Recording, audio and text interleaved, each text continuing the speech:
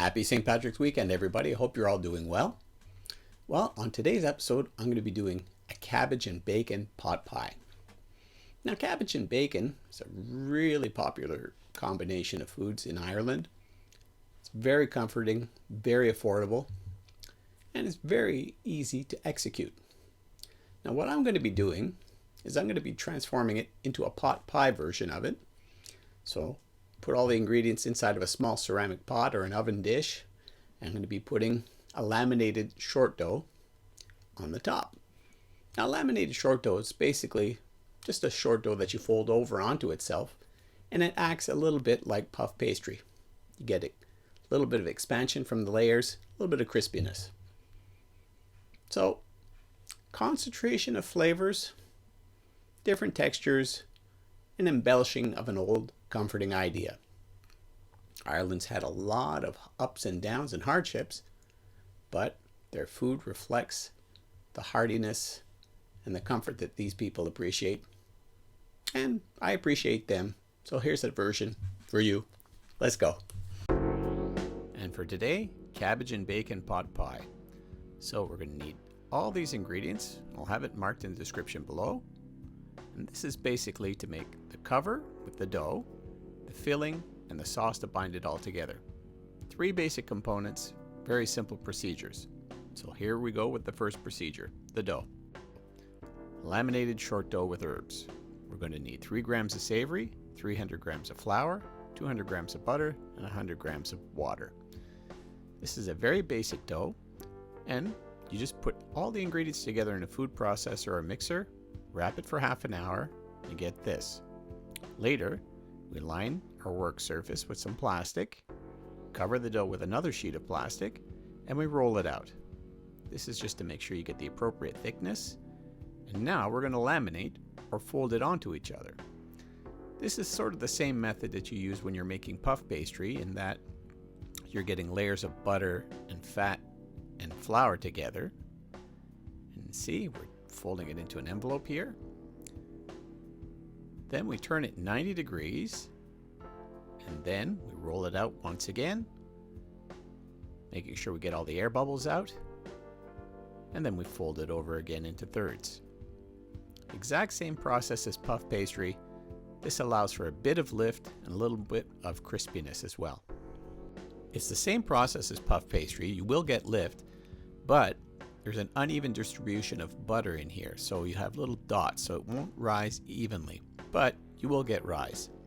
Basically, you're capturing the fat within the pastry. So do this 2-3 times, let it rest, and you'll get this. Now, onto our pie. We're going to add bay leaves and peppercorns to the water, about 1.5 liters, cover it, and bring it up to the boil. Next, we're going to remove the core from the cabbage, just where my finger indicates. So we take a knife, cut down, pull back the hard core, and then we're going to chop the cabbage into relatively large chunks, about this big. Now our bacon and our cabbage are ready to get boiled. So we add our bacon to the boiled water and herbs, and we're going to cook it out for 20 minutes.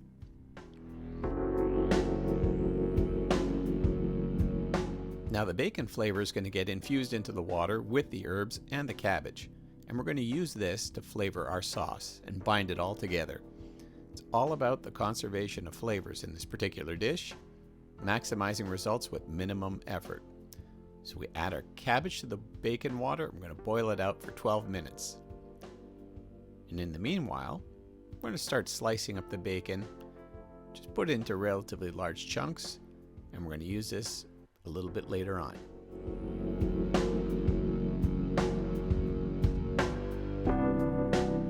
So now we're going to take our sliced up bacon and put it into a nice clean bowl.